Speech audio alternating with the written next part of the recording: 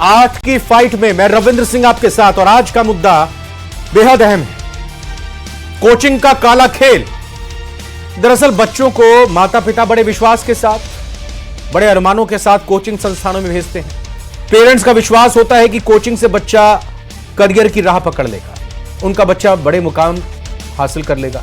इसके बदले कोचिंग संस्थान मोटी मोटी फीस वसूलते हैं।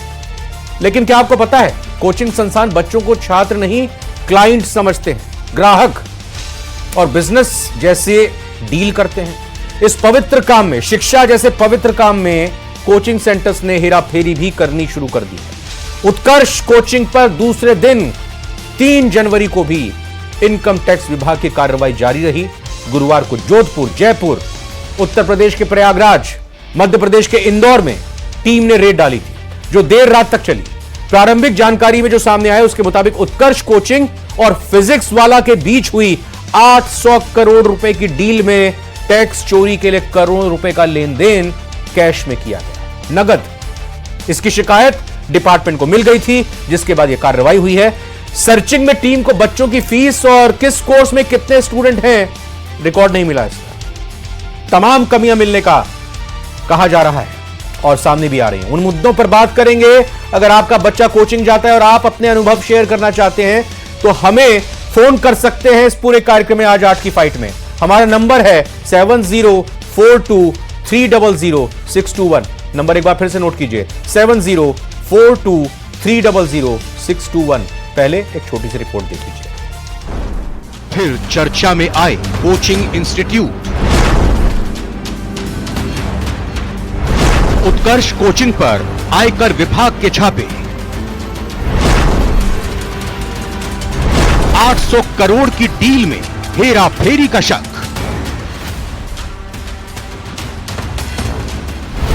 कितने स्टूडेंट, कितनी फीस, नहीं मिला रिकॉर्ड। डॉक्यूमेंट में करोड़ों रुपए का घोटाला। कोचिंग का काला खेल।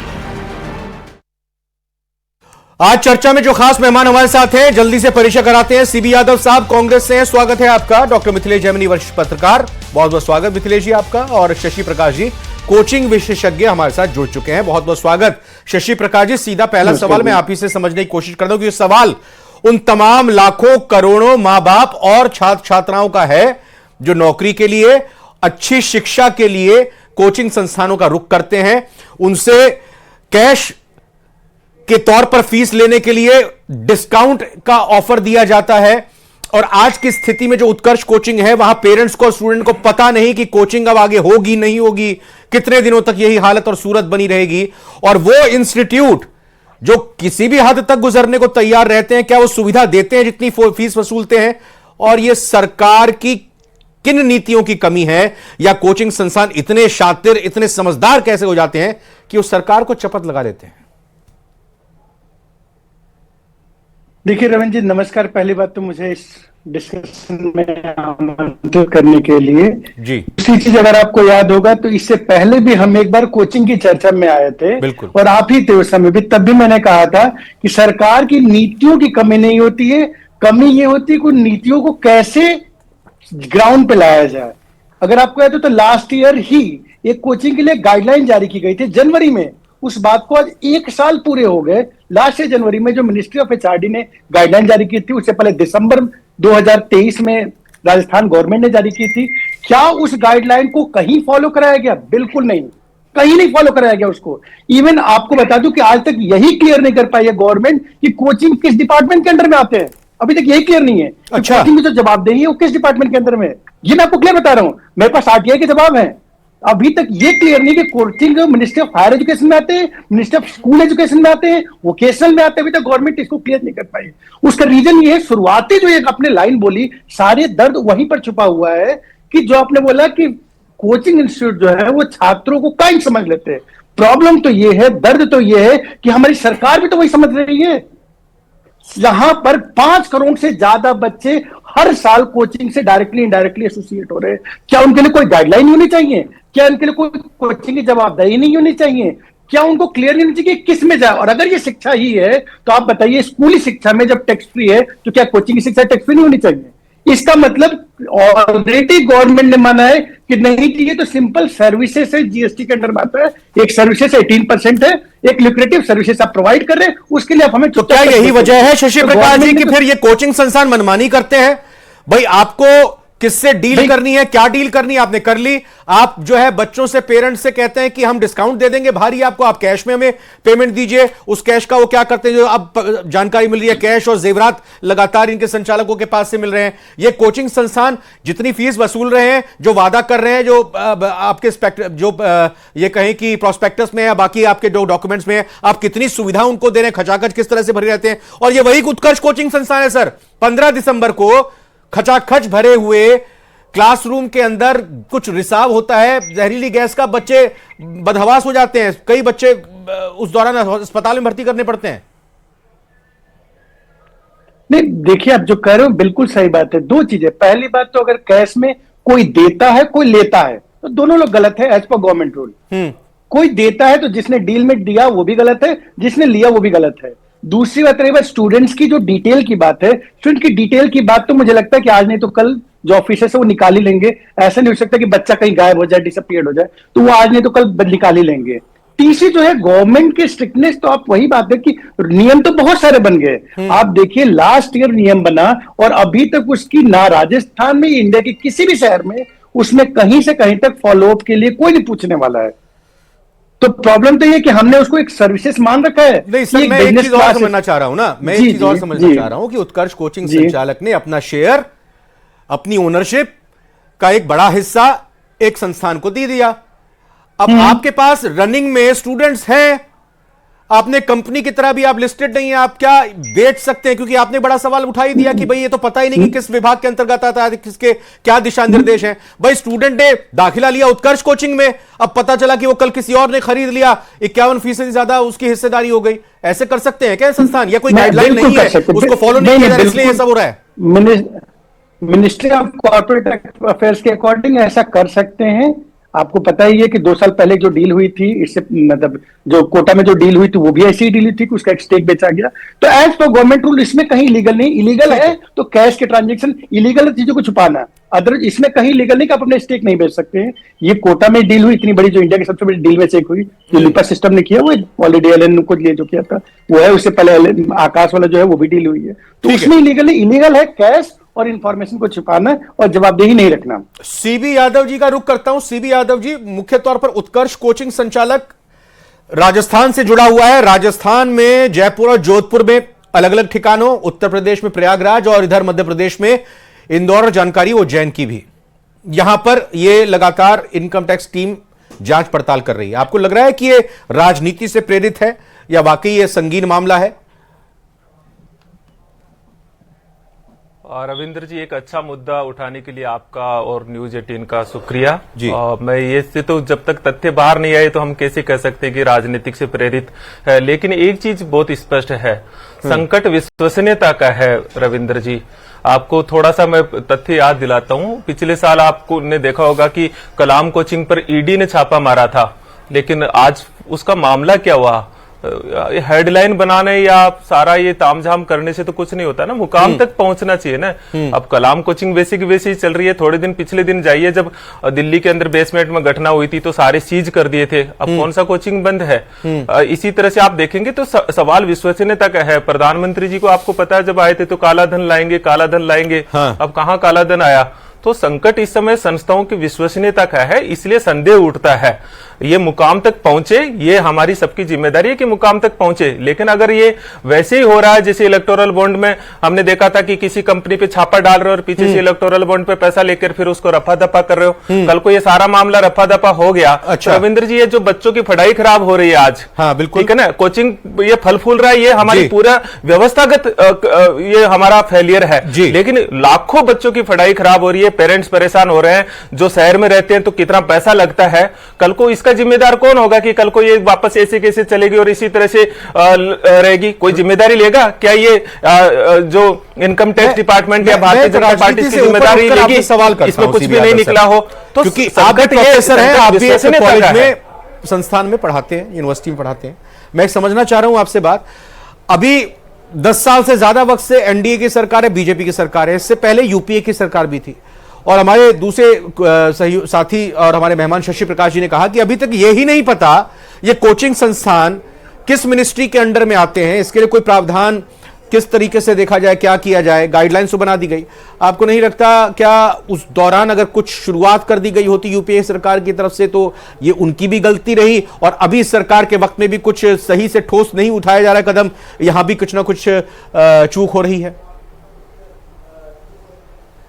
देखिए रविंद्र जी, इस बात में तो मैं बहुत स्पष्ट तरीके से मानता हूं कि जो हमारा पूरा एजुकेशन सिस्टम है, उस एजुकेशन सिस्टम की जो प्राथमिकता है वो सरकारों की नहीं रही है। हर शिक्षा नीति में 6% शिक्षा पे खर्च करने की बात कही गई थी, लेकिन अभी तक भी वो आंकड़ा अगर आप देखेंगे तो 2-2.5% तक रुका हुआ है। हमारी सरकार में अगर पूरा ओवरऑल बजट का था तो लगभग 3.25% था, और अभी ये 2.25% के आसपास शिक्षा पे खर्च आ गया है। तो इस सरकार की शिक्षा पे प्रायोरिटी और भी कम रही है। मैं ये नहीं मानता कि हमारी प्रायोरिटी बहुत ज्यादा रही है, लेकिन ये तो और भी पीछे चली गई है। मैं ये सेंट्रल गवर्नमेंट के डेटा आपको बता रहा हूं। तो हमारी ओवरऑल जो फेलियरनेस रही है उससे कोचिंग, ये जो जिसको आप माफिया कहते हो, हालांकि मैं माफिया तो नहीं कहूंगा, ये एक इंडस्ट्री है जो हमारी एक व्यवस्थागत विफलता के कारण एक कोचिंग संस्थानें जन्म लेती है।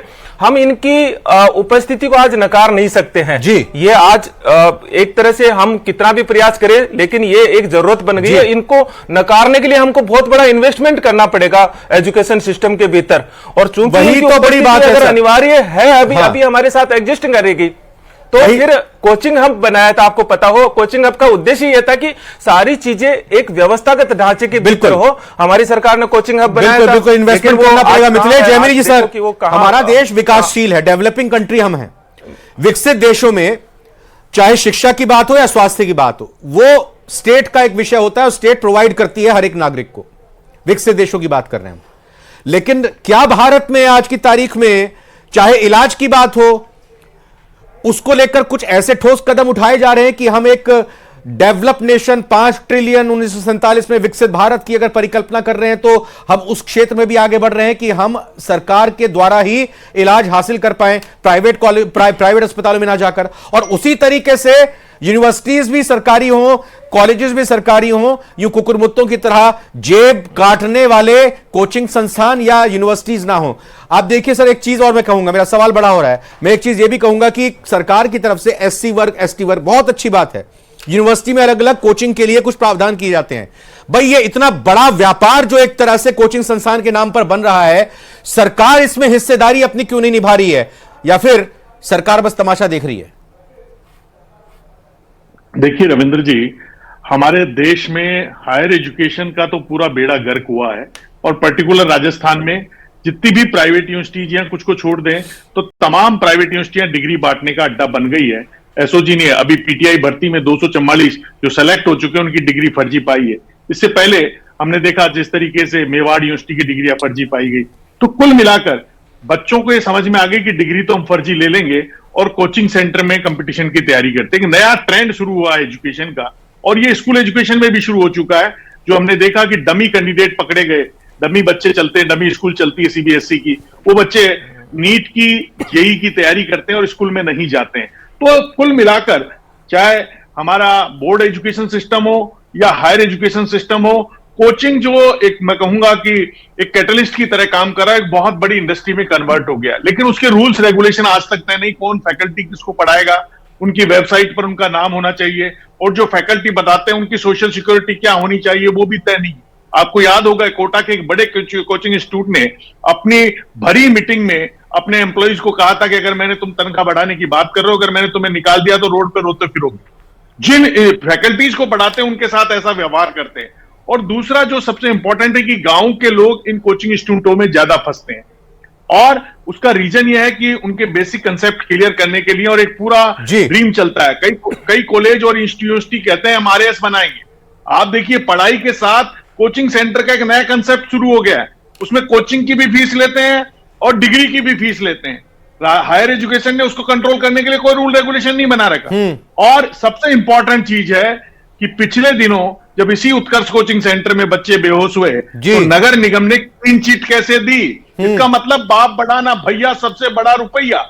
इस देश की सबसे बड़ी जो प्रॉब्लम है वो ये है कि हमारा सरकारी तंत्र पूरी तरह इन कोचिंग माफियाओं ये के सामने सारी घुटने व्यवस्थाओं टेक को सकता है। धक्का बताते हुए उत्कर्ष कोचिंग संचालकों की तरफ से, मैनेजमेंट की तरफ से, सर कहां गया वो रिकॉर्ड? कितने स्टूडेंट पढ़ते हैं, किस कोर्स में कितने स्टूडेंट हैं, किससे क्या फीस ली है, किससे चेक मिला है, किससे जो है कैश बरामद मिला है, क्या सुविधाएं यहां पर दी जा रही हैं, टैक्स कितना दिया, कितनी हिस्सेदारी हमने बेची, कब ये पूरा सब चीज किया, कितनी पारदर्शिता बरतते हुए हमने ये आगे अपने स्टूडेंट्स को बताया। उत्कर्ष कोचिंग की ये पूरी की पूरी जो कार्य प्रणाली देखने में आ रही है, अब संचालकों के घर से जानकारी मिल रही है, जानकारी जो मिल रही है सूत्रों से, गहने निकल रहे हैं, कैश निकल रहा है, कागजात जमीनों के पता चल रहे हैं, तो ये तो साफ है कि वो किसी नेक काम के लिए नहीं है, वो तो धन कमाने के लिए आए हुए हैं। देखिए, इंपॉर्टेंट चीज है कि उनका कोई, जब वो पूरी तरह इंडस्ट्री में कन्वर्ट हो चुके हैं, उनका कोई एजुकेशन देना कोई उद्देश्य नहीं है। शिक्षा एक पवित्र कार्य था, अब पूरी तरह रोजगार में कन्वर्ट हो गया और उसमें माफियागिरी आ गई है। एक दूसरे के जैसे जमीनों के कारोबारी होते हैं, वैसे ही शिक्षा के कारोबारी कन्वर्ट होते जा रहे हैं। हाँ। और देखिए, आज केवल कोचिंग सेंटरों की हाल नहीं है, प्राइवेट यूनिवर्सिटियों को फ्री में इन्होंने 30% पे डीएलसी पे लैंड पे दी है। हाँ। उनमें फैकल्टी है, उनमें टीचर हैं, उनके स्टूडेंट्स हैं, उनका रिकॉर्ड मांग लीजिए आप राजस्थान के हायर एजुकेशन मिनिस्टर से, प्रेमचंद बैरवा जी जवाब नहीं दे पाएंगे। हायर एजुकेशन कमीशन यानी उच्च शिक्षा नियामक आयोग के गठन की बात इन्होंने अपने घोषणा पत्र में की, 1 साल हो गया, कोई किया क्या? इससे पहले कांग्रेस की सरकार रही, उन्होंने कहा हम करेंगे, लेकिन हुआ क्या? क्योंकि वो इतने पावरफुल होते हैं कि जो भी मुख्यमंत्री बनता है उससे प्राइवेट यूनिवर्सिटियों के संचालक मिलते हैं और पूरी तरह ग्रिप में ले लेते हैं।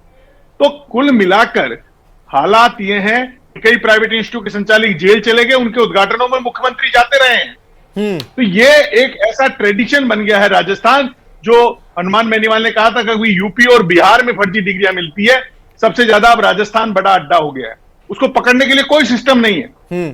तो इंपॉर्टेंट चीज ये है कि कैसे पूरा सिस्टम रिफाइन हो जी, उसके लिए हायर एजुकेशन काउंसिल मिले, उच्च शिक्षा नियामक आयोग बने, एमपी का और हिमाचल का पिछले बार जो हायर एजुकेशन मिनिस्टर थे राजेंद्र यादव, उन्होंने अध्ययन करवा लिया, कोचिंग सेंटरों के बाहर वेबसाइट पर कितने बच्चे पढ़ रहे हैं, उनका क्लास वाइज ब्यूरो हो, कौन टीचर पढ़ा रहा है, उसकी एजुकेशन क्या है, वो बच्चों को मिले, वेबसाइट बने। ये तमाम नियम पिछली बार कांग्रेस सरकार ने बनाए, फिर किसके दबाव में घुटने टेके ये आज तक पता नहीं है। तो चाहे सरकार कांग्रेस ने बनाए होंगे तो 5वें साल में बनाए होंगे ना, आखिरी साल में, या पहले बना दिए थे? क्यों सीबी यादव जी, थोड़ा हाँ सीबी यादव जी आप भी जवाब दीजिएगा, कब बनाए थे ये नियम? ये कोविड काल में गाइडलाइन आई थी, आपको जानकारी हो, जब कोविड के अंदर जो संख्या को लेके थे, तब कांग्रेस सरकार ने जो है, हमारी सरकार ने उस समय गाइडलाइन जारी की थी।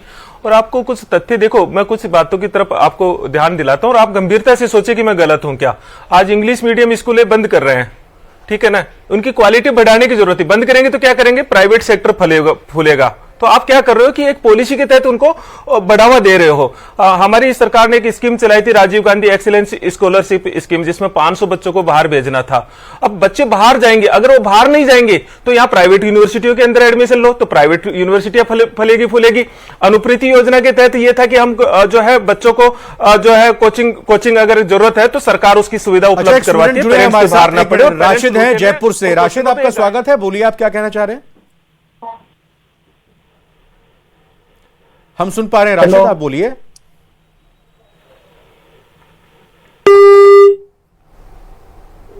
मेरी बात पूरी कर दो रविंद्र जी, प्लीज करिए, कंप्लीट कीजिए। हाँ, तो मैं जो कह रहा हूं कि आप देखिए कि सरकार की जो पूरी, अगर सारी चीजों को एक साथ मिलाएंगे तो आपको बहुत क्लियरली चीज दिखाई देगी कि ये प्राइवेट सेक्टर को प्रमोट करती है, कोचिंगों को प्रमोट करती है। कोविड काल में हमने देखा, ओम बिरला जी कोटा के अंदर, सब जगह को जो लॉकडाउन लागू हो गया था, लेकिन कोटा के अंदर कोचिंगों को खुलवाने के लिए ओम बिरला जी खुद आ गए। तो मेरा कहने का तात्पर्य यह है कि आप ये कार्रवाइयां करते हो, करिए इन्हें, लेकिन मुकाम तक तो पहुंचाइए। अगर आप मुकाम तक नहीं पहुंचाते हो और केवल हेडलाइन बनाते हो तो वो एसआई का जो मामला हुआ ना अभी रविंद्र जी, मैं बिल्कुल हम ये एक बार वेट कर चुके हैं। मैं आपको मिथिलेश जी के बाद फिर शशि प्रकाश जी पकड़े गए थे, वो आज उनको जिलों के अंदर भेजने में लगाने में यही सरकार के ऊपर हो रही है। जो सवाल ये है कि सरकार की मनसा पे अब सवाल और मैं वही बात कर रहा हूं, लोगों को विश्वास नहीं है सरकार की मनसा। बताइए सरकार की मंशा पर सवाल दूर होना चाहिए। सरकार की तरफ से जब जांच की गई, भाई मिथिलेश जैमिनी जी को लाइए ना प्लीज। अभी हमारे साथ एक कॉलर जुड़ चुके हैं, हम उनका रुख करते हैं। मुकेश हमारे साथ जुड़े हैं। मुकेश, जवाब आप क्या कहना चाहेंगे, बोलिएगा। मैं ये कहना चाहता हूं कि जो ये कोचिंग संस्थानों को तो आप दिखा ही रहे हैं, लेकिन इसके अलावा जो कॉलेजों में धांधली चल रही है उसका क्या है? 2019 में जब कोरोना आया, बीप आया, ट्रेवल्स के पैसा लिया गया, करो गाड़ियां बंद थी फिर भी पैसा लिया गया। आज डिग्रियों पे डिग्री देने के लिए भी 5-5, 6-6 हजार रुपए मांग रहे हैं। तो ये सब चीजें क्या है? घोटाला ही तो है एक तरीके का। बिल्कुल। हमारे साथ विशेषज्ञ बैठे हुए हैं। बहुत बहुत धन्यवाद आपका फोन करने के लिए, अपनी ये कंसर्न, अपनी ये चिंता जाहिर करने के लिए। शशि प्रकाश जी, आपने सवाल सुना, लेकिन मैं साथ ही साथ इसमें यह भी जोड़ना चाहूंगा, क्या कोचिंग संस्थानों का राजनीतिकरण हो गया है? मतलब राजनीतिक सांठ-गांठ के चलते ही ये फल फूल रहे हैं। आरोप कोचिंग संस्थानों पर यह भी लगता है कि जो कॉम्पिटिटिव एग्जाम्स होते हैं उसके लिए डमी कैंडिडेट भी सप्लाई किए जाते हैं, उसके लिए कहीं ना कहीं क्वेश्चन पेपर लीक करने के लिए ये संस्थान भी काफी हद तक जिम्मेदार होते हैं। शशि प्रकाश सर, कड़वा सवाल है। रविंद्र जी, राजनीतिकरण तो नहीं पता, बट व्यवसायीकरण तो है ही। ये हमारी सरकार खुद मानती है और करती भी है। रही बात जो भी भाई साहब ने बताया कि गाइडलाइन की, अच्छा सर, तो जवाब आप इसको दीजिएगा। भरतपुर से हमारे साथ भीम सिंह जी जुड़े हैं, मैं उनका सवाल लेता हूं। भीम सिंह जी, आपका स्वागत है, हम सुन पा रहे हैं आपको, आप बोलिए क्या कहना चाह रहे हैं। मैं ये पूछ रहा हूँ सर, यहाँ पर कोचिंग का आ रहा है, उसमें ये बताया गया कि जो डमी स्टूडेंट की जो आलोचना के रूप में हासिल है, इसको सरकारी रूप से मान्यता करके क्यों नहीं लागू कर दिया जाता? नहीं, डमी कैंडिडेट को कैसे मान्यता दे देगी सरकार? अरे जमीन कर दीजिए, उसमें क्या होना चाहता है? जब सब कुछ अंदर तो उसको जमीन को मान्यता की जाती। जी, बहुत बहुत शुक्रिया भीम सिंह जी हमसे बात करने के लिए, अपनी बात रखने के लिए। शशि प्रकाश जी, सर जवाब दीजिएगा जो हमने सवाल किया था। राजनीतिकरण तो नहीं पता, बट व्यवसायीकरण तो इसका हो ही गया है, जिसकी बेसिक बात आपने वही समझ ली, जहां पर हम सरकार जीएसटी लेती है लेकिन कोई जवाबदेही नहीं है। सरकार, मैं किसी पर्टिकुलर मतलब पार्टी की बात नहीं कर रहा हूं, क्योंकि सबके साथ सेम कहानी है। सरकार अभी तक ये क्लियर नहीं कर पाई कि कोचिंग इंस्टीट्यूट किसके अंडर में आते हैं। लेकिन सर, आज की तारीख में तो कोचिंग से जुड़े हुए लोग राजनीति में आ रहे हैं।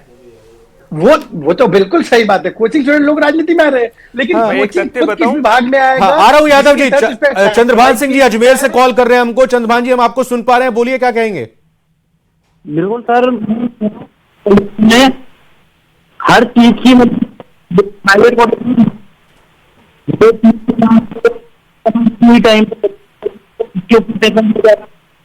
कॉलेजों में पेनल्टी लगाई, बहुत कॉलेज वाइवा पे आपने पैसा लिया जा रहा है। जी बोलिए यादव जी, आप कुछ कहना चाह रहे थे अपनी बात, कुछ बीच में आपको याद आई। मैं आपको आप थोड़ा सा इसकी स्टडी कीजिए। मैंने देखा था लाइव एक क्लास के भीतर, जो इनके जो डायरेक्टर है निर्मल गहलोत जी, हाँ। वो एक विलिंग थे पार्टी से चुनाव, जो अभी सत्तारूढ़ पार्टी है उससे चुनाव लड़ने के विलिंग थे। तो कभी कभी ऐसा होता है, आप स्टडी बोलिए ना, आप चिट, हाँ कांग्रेस से तो नहीं, मैं वही कह रहा हूं। मैंने देखा है कि ये चिटफंड कंपनियों की मैंने स्टडी की है, रिसर्च किया है। हाँ, उसमें ये पाया गया है कि अगर ये कंपनियां पार्टी को चुनावी चंदा नहीं देती है तो इस तरह की कार्रवाइयां होती है और ये बंद होती है। हाँ, तो ये कहीं ना कहीं एंगल, कल को इसमें इस तरह का भी एंगल पाया जाए कि कोई व्यक्ति जो विलिंगेबल था और कल को ये इसमें कई एंगल नाम नहीं पता कर पाया उनका। सुरेश कुमार, बोलिए सुरेश जी, हम सुन पा रहे हैं आपको, जवाब दीजिए, कहिए क्या कहना चाहेंगे। नागौर साहब नमस्कार। बोलिए। नमस्कार साहब। हाँ, मैं सर ये कह रहा हूँ कि ये जो प्रशासन और ये जो कोचिंग संस्थानें हैं, इनका मकसद यही है कि धीरे धीरे जो अपनी सरकारी शिक्षा इसका पतन करना और अपने व्यवसाय को चरम स्तर पर ले जाना। गरीब का बच्चा मारा जाएगा और इनको कुछ लेना देना नहीं है। सरकारें मिली भी है, अपने अपना केवड़िए बांट रही है। बहुत महत्वपूर्ण सवाल किया। अभी हम बात कर ही रहे थे शशि प्रकाश जी, आपने भी कहा व्यवसायीकरण हो गया है शिक्षा का, लेकिन व्यवसायीकरण नहीं, निजीकरण की तैयारी है क्या? ये ऐसी धीरे धीरे यही निजीकरण हो जाएगा शिक्षा का पूरी तरह से? लास्ट में तो यही होगा। मैं आपको बड़ी ही मतलब सिंसियरली बात कहना चाहूंगा, इंडिया की 5-6 जो मेन कोचिंग है, जिसको रैंकिंग 1 2 3 4 5 6, इनमें से एक भी ऐसी कोचिंग नहीं है जिसमें इनकम टैक्स का छापा ना पड़ा हो, एक भी। वो इस साल पढ़ा, पिछले साल पढ़ा, 2 साल पहले पढ़ा, 3 साल पहले पढ़ा, हम उस पर डिटेल में जाएंगे। बट मुझे इवन राजस्थान वाली कोचिंग, दिल्ली वाली कोचिंग या फिर जो साउथ वाली कोचिंग है, सब पे पढ़ा, पटना वाली कोचिंग है, लखनऊ, सब पे छापे पड़े हुए हैं। छापे में क्या निकला, मैं उससे बात करूंगा। शौकत अली डीडवाना से हमारे साथ फोन लाइन पर जुड़े हैं। शौकत जी, स्वागत आपका न्यूज 18 राजस्थान पर, अपनी बात रखिए। नमस्कार जी नमस्ते। मेरा कहना ये है कि ये जो शिक्षा है, ये स्वास्थ्य है, जैसे साहब जो आपका टीवी है ना बराबर में, उसकी वॉल्यूम कम कर दीजिएगा, हम सुन नहीं पाएंगे आपकी बात, क्या कहना चाह रहे हैं, उसको म्यूट कर दीजिएगा। आप फिर बोलिए अब। शिक्षा है, स्वास्थ्य है, ये हॉस्पिटल और ये शिक्षा संस्थान है, जो सेंटर है, इनका सब ये लोग प्राइवेट है और इनसे नेताओं से ताल्लुक रखते हैं और पार्टियों से मेल जोल है इनका, और इनको खुली छूट दी हुई है कोई लूटने की। बिल्कुल। देखिए शशि प्रकाश जी, मैंने सवाल भी किया, क्या राजनीतिकरण हो गया है? अब ये एक आम कॉलर है, ये कोई प्रायोजित कॉलर नहीं है, ये किसी पार्टी से जुड़े हुए व्यक्ति नहीं है। ये साफ कह रहे हैं कि भाई जो शिक्षा या स्वास्थ्य से जुड़े लोग हैं वो किसी राजनीतिक पार्टी से संबंध ताल्लुक रखते हैं और राजनीतिक पार्टी खुद उनको फलने फूलने देती हैं। एक सवाल यह भी उठ रहा है कि अब शिक्षा और स्वास्थ्य तो पूरी तरह से निजीकरण हो गया, गरीब का बच्चा कहां जाए, गरीब इलाज कराने कहां जाए? सब जिम्मेदार है इसमें सीबी यादव जी, कांग्रेस भी, बीजेपी भी, हर सरकार। जब व्यवसायीकरण एक करके, एक मिनट पहले सीबी यादव जी बोले, आप करेक्ट करें। बोलिए। हाँ बोलिए सीबी यादव जी। तो आप थोड़ा सा इस बात पे भी ध्यान दीजिए कि जो ये अगर फीस के मामले में धांधली है तो ये इनकम टैक्स के दायरे में नहीं आती है, ये जीएसटी के दायरे में आती है।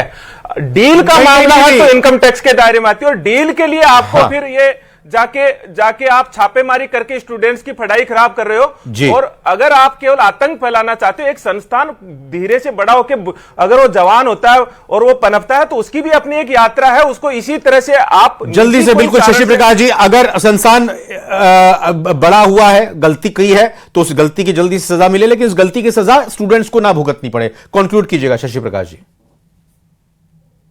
बस मैंने ये बताया कि अभी तक जितनी कोचिंगों पे छापे पड़े हैं, लास्ट में सब चंगासी हो जाता है। सरकार कोई भी रहे, मैंने आपको बता दिया, चाहे विजयवाड़ा की बात हो, दिल्ली की बात हो, चाहे अभी कोटा की बात हो कुछ सालों पहले की, या फिर अभी जो हो रहा है यहाँ की पटना की बात हो, मैं सबके रिकॉर्ड आपको बता सकता हूँ। कहीं कुछ ना हुआ था ना होगा, ये सत्य है। बिल्कुल, बहुत बहुत धन्यवाद करना चाहूंगा। इस नूरा कुश्ती में या इस कार्रवाई से क्या निकलकर सामने आता है, लेकिन नुकसान तो जाहिर तौर पर छात्रों का ही हो रहा है, जिनके मां बाप ने मोटी फीस देकर इनको यहां पढ़ने के लिए भेजा है, इस सपने के साथ कि वो काबिल बनेंगे, अपने पैरों पर खड़े होंगे। लेकिन सरकारों को भी ये देखना बेहद जरूरी है कि एक व्यवस्था ऐसी बनाई जाए कि मां बाप पर बोझ कम पड़े और बच्चों को यूं परेशान ना होना पड़े, भटकना ना पड़े। और साथ ही साथ व्यवसायियों को जो मेडिकल क्षेत्र में और शिक्षा क्षेत्र में आ चुके हैं, जो कारोबार कर रहे हैं, वो 2 नंबर का काम ना कर सकें, टैक्स चोरी ना कर सके, सरकार को चूना ना लगा सके। 8 की फाइट में इतना ही।